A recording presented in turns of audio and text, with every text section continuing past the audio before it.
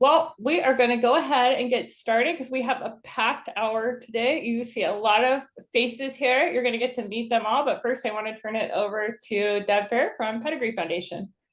Hi, everyone. So thankful that you guys are all here on a Friday. As Kristen said, this is the 6th series of our Dogs and Data webinar. It's the last for this year.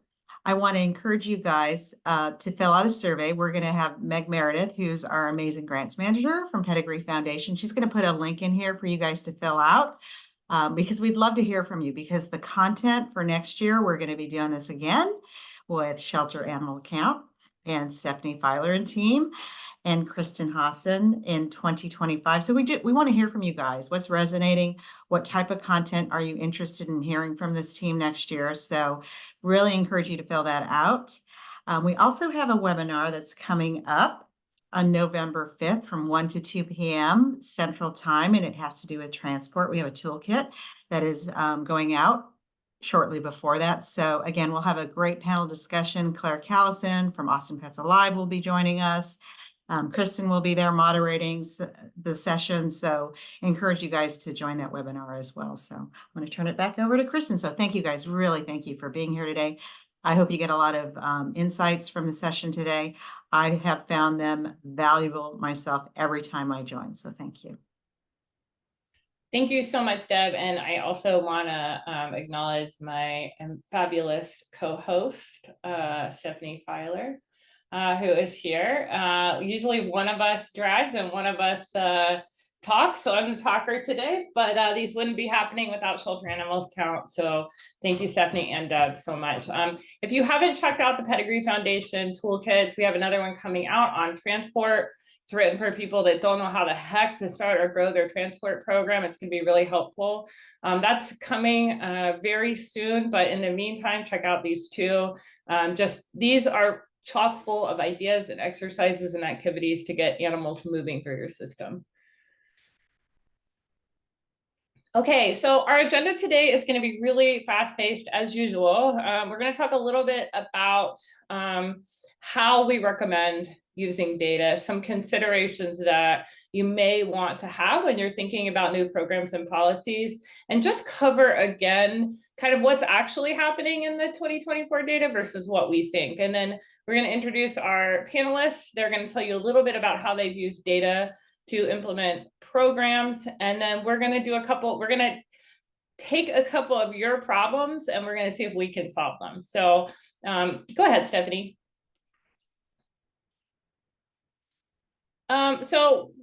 If we think about what is happening with shelter data this year, it's looking a lot like 2023. You're going to hear more about how owner surrenders in one of our communities are not up, and they're not up nationally. That's important because we keep hearing these national headlines about animals being dumped and everybody's giving up their pets. That is not what we're seeing in the data. However, we have to caveat that by saying that there are a number of shelters that we know anecdotally aren't taking in as many owner surrenders or they're scheduling appointments. So that data may not tell the whole story. But what happens when we don't look at data is we may misidentify the problems. I'm an animal shelter consultant, and it's very strange to go around the country and see the same things happening in virtually every place you go. And one thing that I'm noticing a lot since the pandemic is that the easiest ways to solve our problems are not always the ones that we go to, and they're not always the fun, exciting ones. So a couple of examples of things that most shelters could be doing that would just help speed up their system: having weekend and evening adoption hours. Most people are still working a 9 to 5, 8 to 6, 9 to 6 schedule. Having those evening hours and weekend hours speeds things up. So that's a good pilot program if you're thinking about what should I pilot. Making animals available and accessible on intake instead of holding them for weeks. If you're not looking at your length of stay before an animal becomes available and after it becomes available, wow, you will be shocked at how different those two things look. Having better customer service. There's a lot of shelters now with volunteer programs diminished as they are. A lot of programs where you go into a shelter and there's no one to help you. Obviously, we always talk about this, removing bottlenecks, barriers, the things that are slowing down keeping animals in your system. Some shelters just simply need to allocate more staff and volunteers to outcomes. In most organizational charts, what we see is fewer than 10% of staffing and budget allocated to outcomes. So you have some simple math problem there. And then finally, just using data to make your decisions versus how you feel about something. Something might be particularly upsetting and cause you to want to act, but it may not be the lowest hanging fruit thing to do that could have the biggest impact. This is a dog who I thought about so much in Los Angeles, and he had his intake was 6/11/2023, and he was a easy, friendly, lovely, happy dog. I believe he had lived with cats and other dogs, and he was just stuck in the system there, just stuck. And so when we first started working with South LA, and we have the chief veterinarian at South LA here with us, so he's going to tell you more, but when we first started working with them, seeing things like this problem helped us take a deeper look at the data of long stay dogs, which you'll hear more about. Go ahead. Okay, so I'm going to share kind of where my thinking is right now, and I want your critical feedback on this because we are not talking enough about the big picture of making decisions based on data. That's probably because our focus is so heavily on intakes and outcomes and live release rate. And what ends up happening, what we see a lot of, is that people will make a program decision, but they won't consider all of these things. These are just briefly pet supported intake, humane care, so ensuring you're meeting those ASV guidelines, capacity for care standards, focusing on live outcomes, public health and safety, and community engagement. And by community engagement, we mean bringing everybody in to help be part of the solution. So these are roughly the 5 ways you can think about the 5 different functions of what a healthy animal shelter should be doing, and that these should be roughly balanced. And this is another view of the same, a different view of the same story. But when we look at these, so if you can take most of what you do in animal sheltering and you can put them under one of these buckets. And when you put them under one of these buckets, what you're able to do is you're able to look at the big picture of what you do, and it is a lot.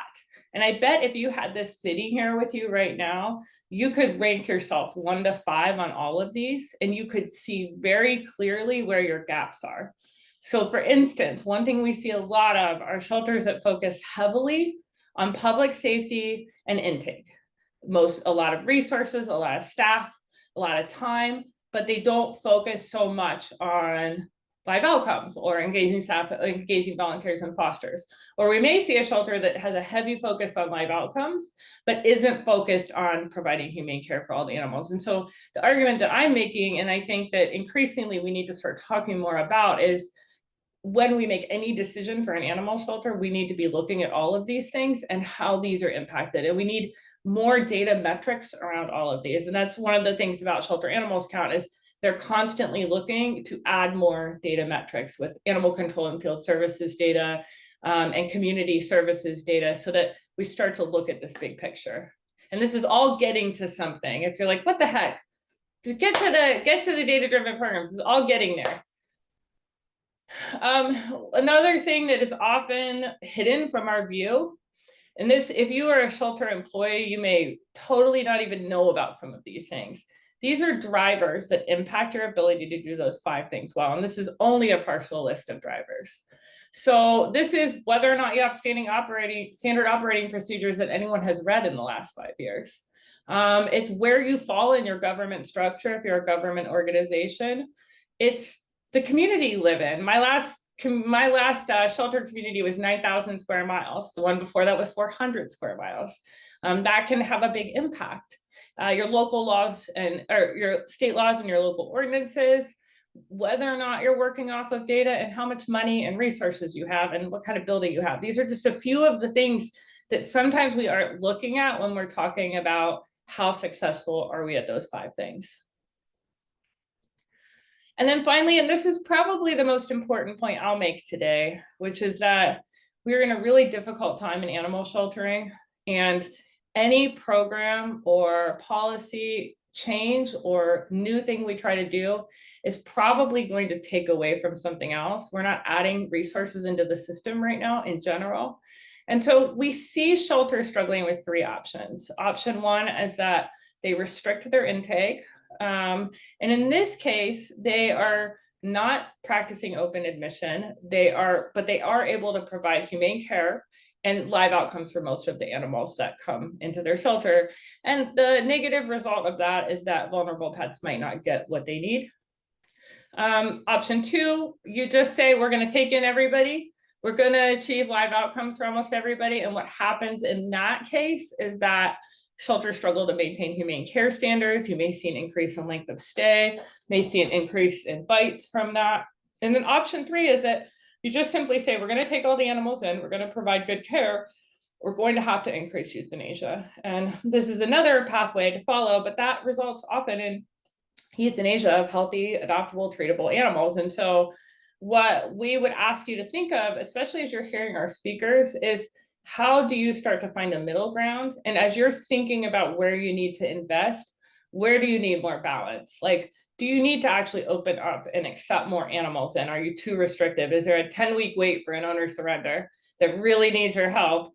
Do you need to possibly think about your humane care standards? Are you housing animals for long amounts of time? So if you aren't able to maintain humane care, you may need to choose a program that helps you balance that out.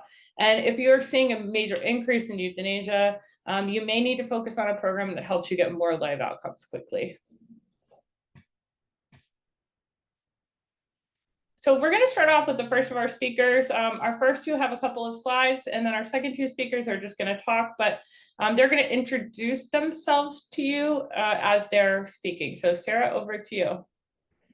Thanks, Kristen. My name is Sarah Aguilar. I'm the Animal Services Director for Santa Barbara County. I have to give you this little tidbit. Everyone thinks Santa Barbara is like Oprah money, and it is not. So just to let y'all know, we're not like drowning in resources here. So I've got two quick examples I'll share with y'all. We operate 3 shelters. We take in about 6,000 pets annually. And Stephanie, if you want to push over to the next slide.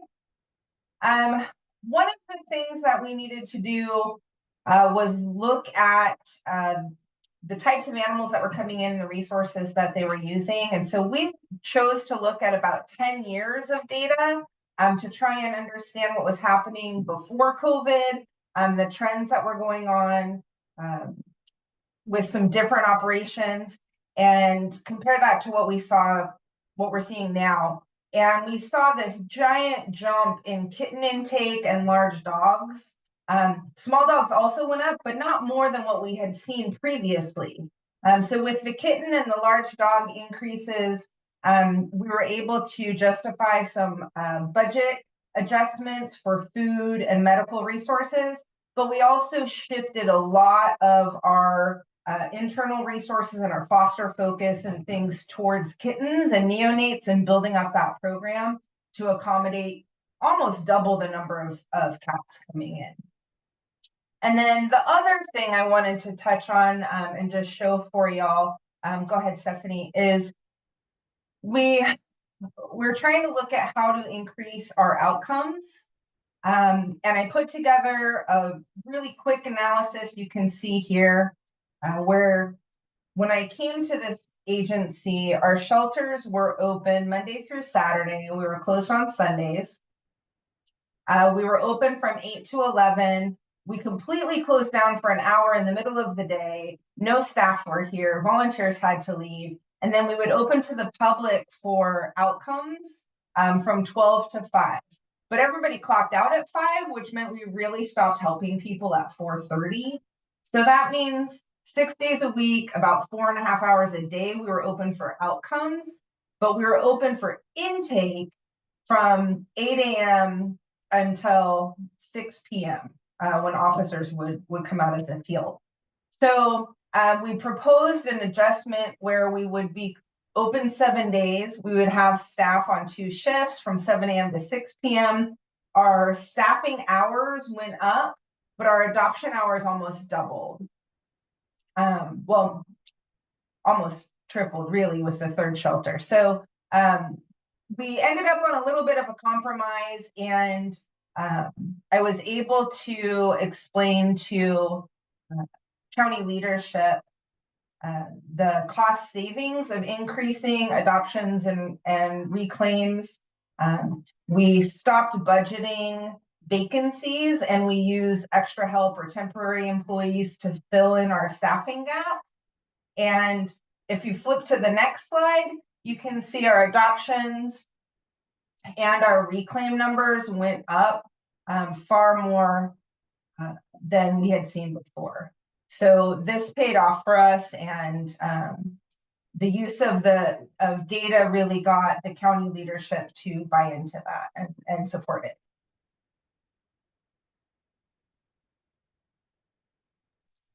Thank you, Sarah. We're going to move to Dr. Prupas. Hi. Oh, you there? I'm Jeremy Prupas. I'm the chief vet for the city of LA. And so we have 6 shelters in the city. They're probably taken last year about 17,000 dogs in the 6 shelters. This year we're around, I think that at this point we're at 16,000 for the year so far. So we'll be a little bit over from last year. Then probably about 20 to 25,000 cats a year as well. So we're basically in the same boat as everybody else the last couple of years.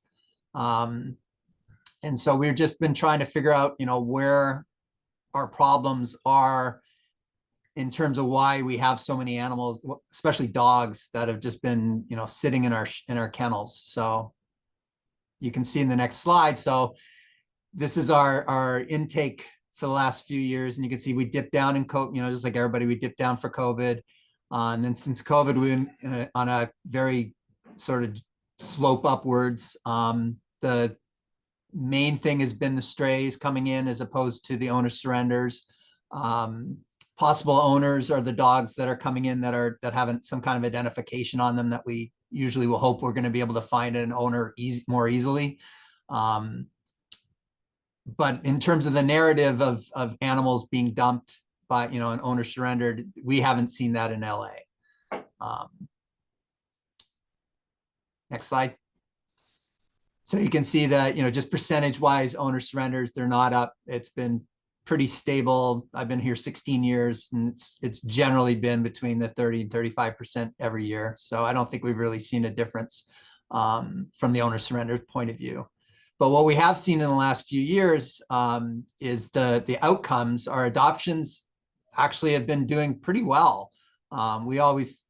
We've been thinking that the adoptions were lower, and that's why we were more animals in the shelter within the shelter. But really, what we're seeing is that it's, our adoptions are going back up. Our New Hope, which is our rescue partners, those numbers are going up. Euthanasia has gone up a little bit. But the thing that really sticks out to me, at least, is the redemption rate has pretty much plateaued for the last few years.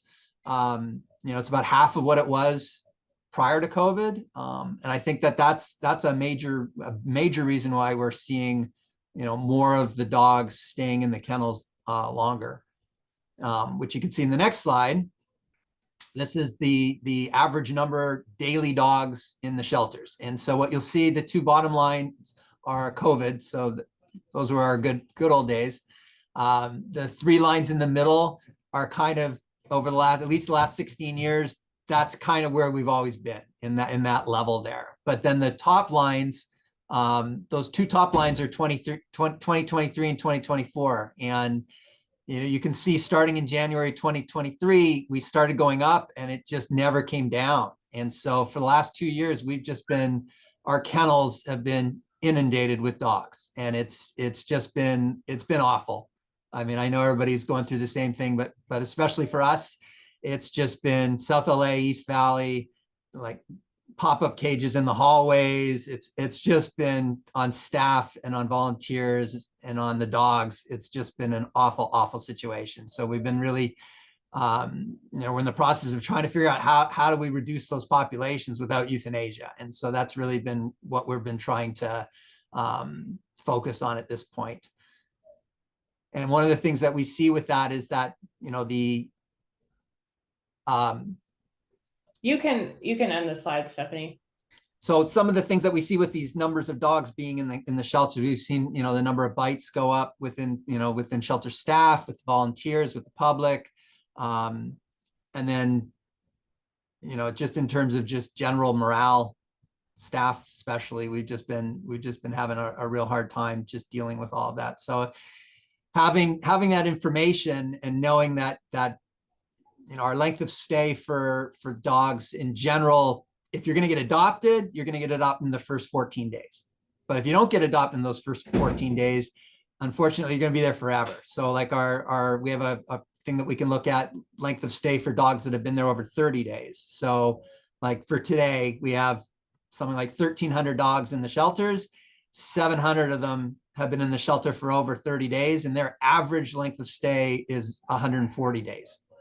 So it basically just is showing us that you know, if we don't get them out the first 14 days, that's where we're having trouble. And that's where we got to really concentrate on speeding up our pathway planning and figuring, you know, making decisions quicker and trying to get a lot of these dogs out faster so they're not in the shelters, because once they're staying there, they just become basically institutionalized. I think that point is so critically important, and we're not looking at it. I mentioned like looking at your length of stay before animals become available. That one is really also shocking. This one, I think it gets to the problem a lot of shelters are having right now is like, if they don't move, they don't move. And it leads us, it's not simply then we need to increase adoptions, right? It's like we need to figure out strategies for the non-moving dogs. Sorry, I interrupted you. No, I'm done. Somebody mentioned, can you just talk a little bit about bites? Because Sarah mentioned bites going up. And I think that's a helpful thing to talk about at LA, because that was why I started working with y'all in the first place, was because your moderate and severe bites were up. Yeah, I mean, I think it's definitely, you know, we're just like everybody. I mean, when you have too many dogs that have been there for too long, and you've got kennels that are being double and tripled up, and you have dogs in pop-up cages that are easy to break out of, and you're understaffed, so everybody's hurrying. Things happen, and we definitely have seen over the last 2 years our moderate and severe bites have gone up a lot. And we've had some really bad ones. I mean, we're lucky, knock on wood, that we haven't had any deaths, because there's been a couple that have come close. It's been really scary. Yeah, but I think that's something that I think that it correlates directly too with your increase in intake. The bites actually almost double in 2023 when you see that number of dogs being housed go up as high as it has. So correlation isn't necessarily causation, but it's really something to consider. And that is not to say euthanize a whole bunch of dogs. It is to say we need to act with more urgency for those long stay animals, because there's nothing more dangerous than letting them continue to sit in kennels. We're going to move over to Tori now. Thank you, Dr. Prupas. We're going to move over to Tori now, who's going to tell us a little bit about her shelter. And remember, y'all, tell us your shelter, city, and state, because not everyone knows where your shelter is. Santa Barbara, Sarah, there's like 5 Santa Barbaras, so I'll just say on your behalf, you're the California Santa Barbara. Yes, I'm Tori Teer. I'm from Acadiana Animal Aid. We're located in South Louisiana, specifically Lafayette. We take in about 2,000 animals a year. We are a nonprofit rescue with bricks and mortar, and then we also have a very robust foster program. Our data that I've been really focused on for these last few years has really been trying to increase large breed fosters, which I know is everyone's problem. So we started looking at why are dogs returning from foster. So the dogs that are going to foster and not getting adopted, but are actually coming back into the shelter. Why was that happening? And we thought maybe it was going to be behavior. Most of the dogs are coming back because they're being unruly in the house and not able to manage them in the home, sort of thing. But actually the vast majority of them were due to the foster families' availabilities. So people's personal schedules, their work and family commitments, things like that would come up and cause them to return the animal. So then we said, okay, that makes sense. how long are these people, what's the threshold for our community members for how long they're willing to keep an animal before it becomes like an inconvenience sort of thing.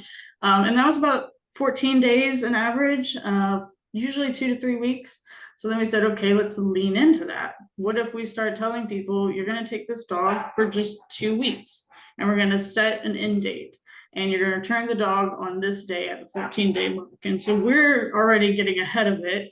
And encouraging it almost, which sounded a little scary. I think a lot of people were like, well, that means we have to hold a kennel and all of that kind of stuff. And so we're like, no, if you're doing it right and you're really truly promoting it and people are getting on board, because that's an easy thing to digest for people is, oh, well, 2 weeks is a lot easier than to commit to a whole month. So, okay, we're going to get people with that, increased our basically foster recruitment. And then we knew when that dog was coming back. So then we could say, we're going to plan to get this other dog out for 2 weeks and basically do a kennel swap. So now we have more dogs going into foster care for maybe shorter periods than typically, but they were more opportunities for more dogs. So right now, with the way that is going, we have about 80% of our large breeds going into foster at some point in time, which is really incredible. Our length of stay is obviously going up as well. So even if they're only going into foster homes for 2 weeks, that's half of their stay with us. So our average length of stay right now is about 33 days. So at least for half of their time, they're in a foster, and that's at least doing something. It's getting more promotion opportunities, more adoption opportunities, and things like that. So brilliant. It's like, I never would have thought about it because I'd be like, no, don't bring them back. We don't want to hold a kennel. Yeah. Like, it's so brilliant. 80% of your adult dogs. And are you getting information on them when they go to foster? Like, are you having the foster? Yes, they're promoting them. We always encourage people to promote them on social media. They're sending us pictures, which also helps our promotions. We've also increased our off-site adoption events. We do adoption events almost every single Saturday. And so these fosters usually attend those events as well. And so it's giving them the opportunities to attend off-site events, and it's just better all the way around. And I just want to be clear, if they're like, because I would be like, I love this dog, please don't make me bring it back. I want to keep fostering. Would you let them do that? Yes, absolutely. Yeah, it's not like a definitive thing. And if they need to bring it back earlier, something goes wrong, like we're open and flexible with all of that. But it's really just the promotion of the foster program is giving people something that's easy to digest. It's brilliant. Thank you so much. We're going to move on to, we want to save time for helping you solve your program problems that have data-driven solutions. So, but we want to move on to Cole Wakefield. Like everyone on this call, Cole is one of my heroes and is so genius in how he's approached really rural sheltering, which is not always like big city Los Angeles sheltering, Dr. Prupas. So you guys are kind of opposite, like Cole's your country mouse cousin. So Cole, go ahead. Thank you. Yeah, this is great. And I loved what Tori's doing. What a really cool program. I hope we hear more about that in the future. So yeah, I'm Cole Wakefield. I'm Executive Director of Good Shepherd Humane Society in Eureka Springs, Arkansas. We're in the Northwest Arkansas Ozark Mountains. And I also have a little project of my own called Rural Humane, which focuses on solutions for rural and small intake organizations. And one thing as a small organization, you may find that you don't have a lot of data. You may be operating on paper, which is what Good Shepherd was operating on when I came in. Or you just may not be tracking stuff because you have really basic stuff just to take care of. You don't have time. So when you're trying to use data for solutions, you may struggle to find data, but you don't always need a lot of your own data to actually gain insight. You can kind of use what you do have and other data. And this is what we did when I came into Good Shepherd. So we came into Good Shepherd in 2018, and the organization was a 95% save rate. Real proud of that, pushed that a lot. And it was clean and humane housing and all those things that we want to be.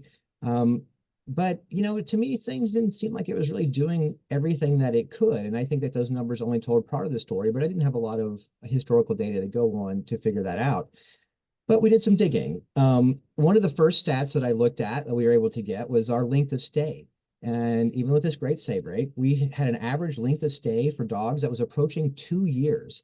And we had some animals that had been in our shelter for over 5 years. And to me, that's honestly unacceptable. Shelters are not set up for long-term housing, and animals tend to deteriorate inside of shelters. And no shelter, whatever your save rate is, should be holding animals for that long. And then I looked a little bit deeper too, even more deeper, and I said, well, how many adoptions did we do last year? 2018, we did 138. And as the only consistent source of animals, adoptable animals in our county, with a population of over 26,000, the 138 adoptions just seemed kind of low. It seems really low just to my gut. Now, my gut is just like most people's guts in animal welfare. It can be really stupid and our gut feelings can be wrong, but something told me to let's keep looking. So I pulled together a bunch of statistics about animals and lifespans and all of that and population, and found some formulas that the California Department of Agriculture developed that allowed me to estimate that we should have around 4,100 dog owning households in our county and around 2,700 cat owning households. Now, we have a pretty stable population. We're not shrinking, we're not really growing. So we just assume a steady state there, which is a stable population and not counting for incoming population. And then kind of averaging lifespans of animals, average number of pets in households. We throw all of that together. And that means we could expect Carroll County families to welcome in 550 dogs a year and 365 cats a year. Yet, as the only source of adoptable animals in our county, we were only placing 138. Red flags all around. So what that told me is that our adoption program was woefully undersupported, not really functioning at all, and is something that we needed to address first, because this is one of the core parts of an organization like ours. So we did that, and we did a lot of the adoption stuff. And I know we have webinars on how you bump up your adoption program, but we expanded hours, stayed open, days, reduced fees, did community outreach, all of those great things to make a big push to adoptions. And since we did all that, this year we are approaching 700 adoptions, and we did that without expanding our facility. We didn't expand our animal care staff. We just changed our program because the data showed us that we were missing something big. So we just had made some adjustments, worked hard at it, and now we have tripled our impact on the adoption side. And the great thing there is that because of that, we've increased our donations have also tripled, because our connection to our community has greatly enhanced, because we're back to adopting to them. We're actually back to fulfilling that need. So we have triple our donations, which means we've been able to, now that we've got the shelter straight, expand and do more of this, community work and everything else. We were able to implement play groups, which is also enhancing work in the shelter. So that gap, and by looking at our basic data, finding other data, finding that gap and addressing that gap, has essentially enabled all of the other stuff that we want to do. And it's all because if we looked at just one number, save rate, 95%, doing amazing. But if you look at what your actual impact could be, we were missing the boat. And now we're not, because we were able to see that data. So that's my story. Thank you so much, Cole. I think this is really crucial for rescues also, because I think rescues and receiving shelters became more risk averse after the pandemic, for good reason, right? But we've seen in the data, what SAC does show is that we've seen a pretty substantial decrease in transfers and transports. I think it's like 17%, right, Stephanie, since prior to the pandemic. And so with that, we desperately need to get back on track with that. And what you're saying is also a good strategy for a limited admission rescue or shelter who could take in more animals if they would adopt more. And right now, there are so many animals dying in shelters. Dog euthanasia was up by 50,000, we estimate, last year. And they're easily savable if everybody would do just what you did and just speed up the system so that you can home more animals. So it's really awesome. People are asking about, so let me see, I'm just going down here. Let's see, short-term foster. Seems like everybody's very excited about short-term fosters. And we're looking for any of you that have questions or problems you're trying to solve that you could use this group's input in. I'm going to give you one that I can't quite figure out, which is that I'm working with 2 shelter systems that have a lot of animals in shelter. Like, you walk through and there's so many. And so what ends up happening is the easy peasy animals aren't moving through, they're getting stuck. And then it's almost like a sea of dogs. What do you all, what are you doing to pathway quickly your, like, how would you use data for that problem? And B, then what would you do to quickly pathway, say, a 4-year-old pit bull dog who's lived with cats, kids, other dogs that may get looked over, or a husky in our case in California?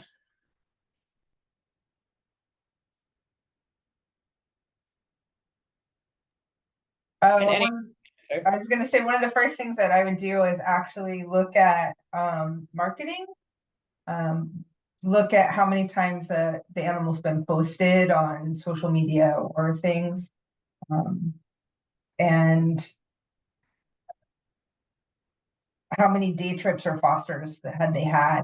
How much information do we have on them outside the shelter, and prioritize getting them that exposure. anyone else?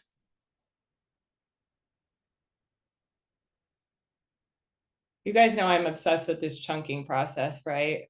I think we're not doing, I don't know another name for it, but I do it everywhere I go, where we try to put the animals into logical chunks. So like, if you can get 20 senior dogs into one grouping, you can have a senior dog adoption event. If you can get, your kittens and moms in one group, if you can get your dogs that are shy and fearful in one group, you can address those particular populations.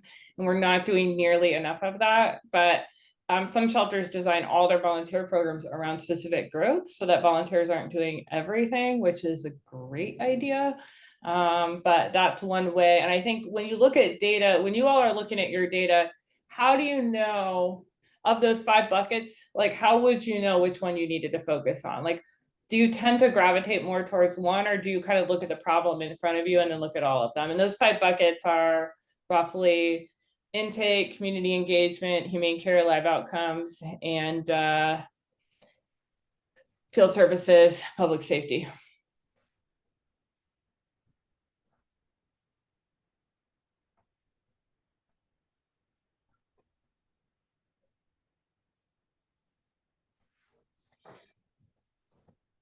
You're like, what did you just ask, lady? I know, you all look at me like that. Let me put this more simply.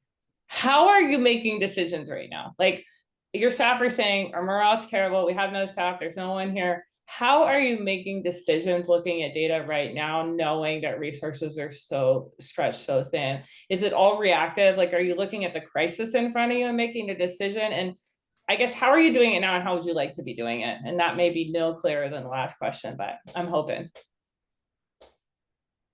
Well, as you know, with us, since you're basically talking about us, we've been reactionary. We've been reactionary for longer than I can remember. It's all we ever do is react. And that's been our problem, is that, we end up, now we're with all these animals in the shelter, and we're still reactionary about it. And so, that's the problem, is that we need a plan, and we need to have everybody on board with that plan. And right now, especially in our city, we have so many different groups that are all diametrically opposed to anything we want to do. So anytime we try to come up with something, there's a group that's very vocal and screams and yells, and we don't have the political backing. Unfortunately, we're starting to get it now, but we in general have not had political backing from the mayor, the mayor's office ever, in terms of things that we want to do. We have a board of commissioners that oversees our department. That's just awful. And so it's been really, really, on the live recorded webinar. It's been really, really difficult for us to get anything changed. Because anytime we Yeah. want to change something, there's somebody who doesn't, for whatever reason, agree with what we want to do, right? And generally the loudest person wins.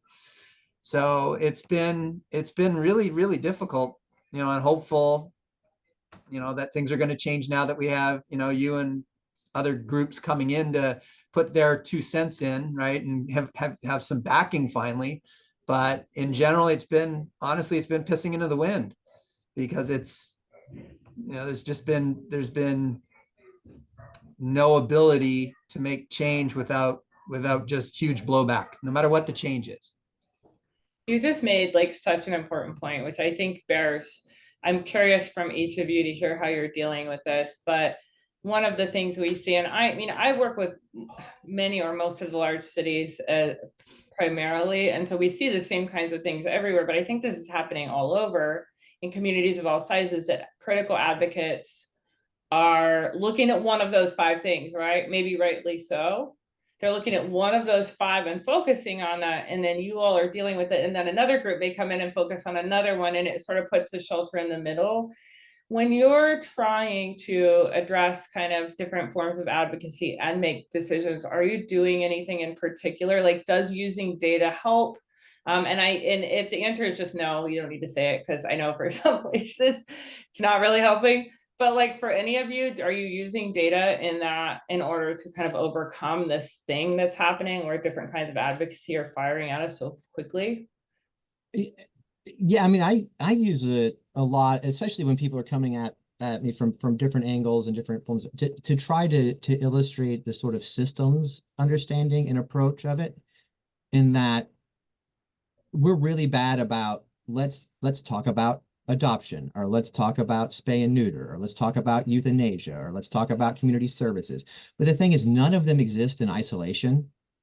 And so, being able to find data that shows connections between these sort of buckets, where each bucket has its sort of advocate and its group, that's what they do and that's what they want to push, and trying to encourage, using that data to encourage everyone to say, we need to be looking what we do, and sort of like the chart that you showed earlier in the presentation, Kristen, on how everything that we do affects everything else that we do.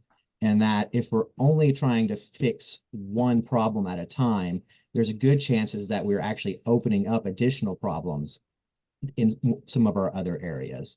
So I really think the more data that we can show the connectedness to everything, from human unhoused statistics to, like, there's going to be connection between the number of people in economic distress in your community versus the number of animals in your shelter, versus the number and the number of pet stores and vets in your community is going to affect the number of animals in your shelter, right? All of these things are impactful. So helping people get out of this fixing one thing at a time, because that's impossible. And it will never bring us to a solutions to where we're sustaining a positive system that works for everybody. Thanks. Yeah, I completely agree with all of that. I think that the idea of focusing on one thing will never help, because there's always the other people who are going against that, right? Like, so it has to be an umbrella, it has to be collaborative, and there has to be an end sight. Like, you have to have something that you're working towards, that you can gauge, that can show you that you're making progress. And so, and again, I mean, I'm over the years, I've definitely found myself on the more the people side of the business at this point. I really think that as animal shelters go, we have to do a better job of showing the powers that be that it's really not about the animals, and that really what our job is about families and people and their physical and mental and emotional health.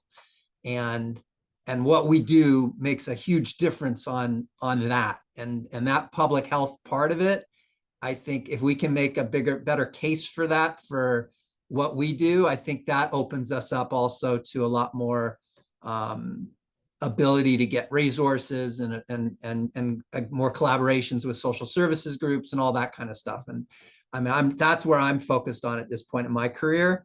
is I really, really think that focusing on the people is the way to go.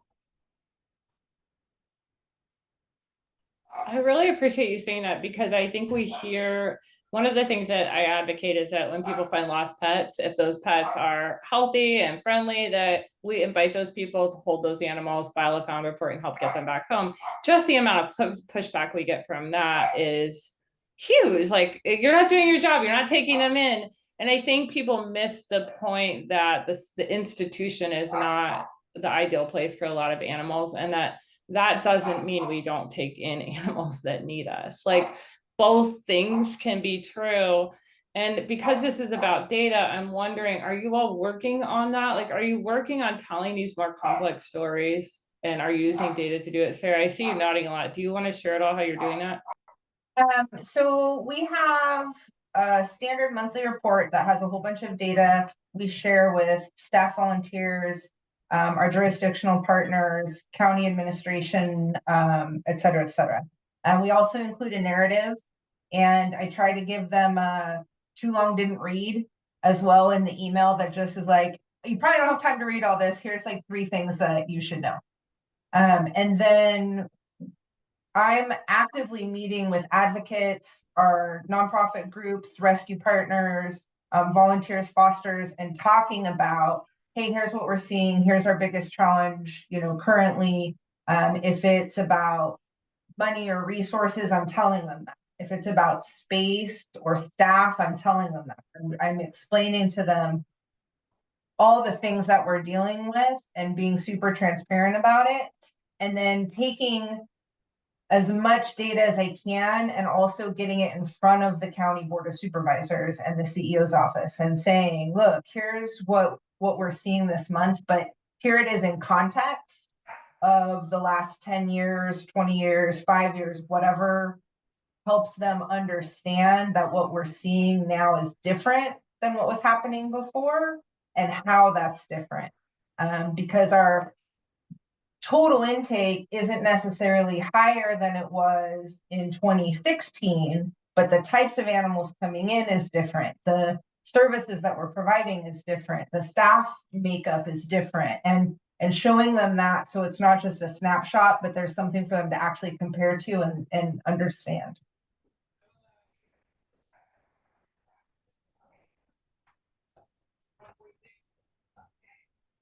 Thank you so much. I wanted to just point out that in the chat, we shared a little document that's going to look really silly, especially if you're of the age where technology is better than Word documents, but it really does work.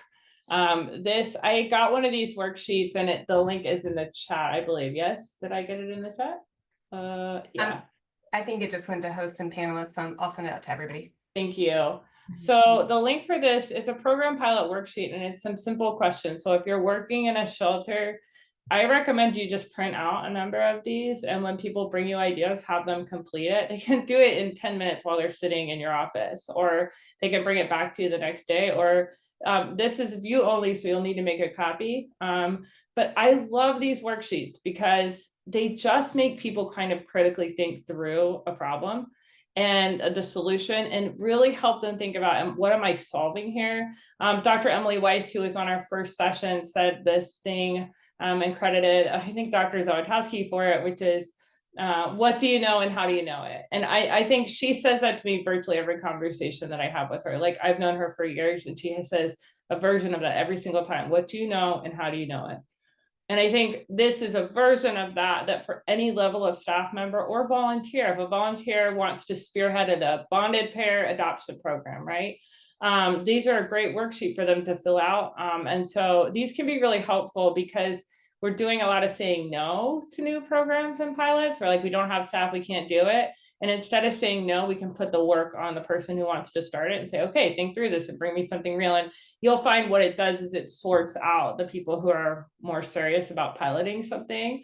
And then your job as their supervisor / boss, whatever, is to help them get through any barriers that they have. So in some cases, this could be daunting. So it's not a throw it at them and say, bring this homework back. It's a think through these things. And if you get stuck, let me know and let's pilot this. But it helps because I think we need to be in a more of a mode of piloting, because we're kind of in a doom spiral right now of long stay, lots of animals, bites, risk aversion, fewer volunteers, fewer fosters. And it's like this cycle that's just spinning us down, and we're all, the morale thing is real, that the morale thing doesn't get solved by just doing more of the same. So what we hope, and I think what we'll be working on next year, is helping you better use your data to make some of these decisions. So I want to ask each of our panelists, if you are talking to someone who's here today and they're feeling like, I'm just going to tune you out because I'm too overwhelmed and I can't do anything new, what would your advice to that shelter person be? Let's say we're talking to a manager, a supervisor, manager, director, whatever it is. What would your advice to them be? And you can go in any order.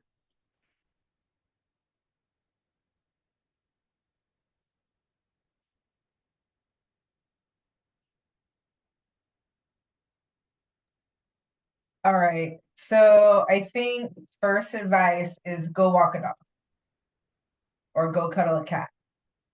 Like if you are burned out and frustrated, you don't know how to move forward, you got to connect back with why you're here, which is not data related, but you need that like sort of back to the basics, back to how you started. And then I would figure out, I think I would just pick something. I think if you pick anything is better than nothing. Where you start though, I think you have to look at some data. Do you look at, I want to get more animals out, I want to improve morale, I want to, like, all the things feel really important all the time. I tell my team, if we get more animals out, then there's less work and everybody's morale goes up. So let's start with, how do we get more animals out? One thing that I've started doing in a lot of my presentations, like basic presentations for people who are newer and suffering from burnout, is giving history lessons. I think sometimes we are very short. I mean, we have short-term memory. I mean, that's all we have very bad long-term memory in animal welfare. And the reality is, if you look around at your facility and it looks like it's horrible and things are going bad, even today, things going bad are probably better than they were 20 years ago. And I think it's important that we remember that, and we look back and we can look at data, and we can look at the past, and we look at millions, 3-4 million animals euthanized a year.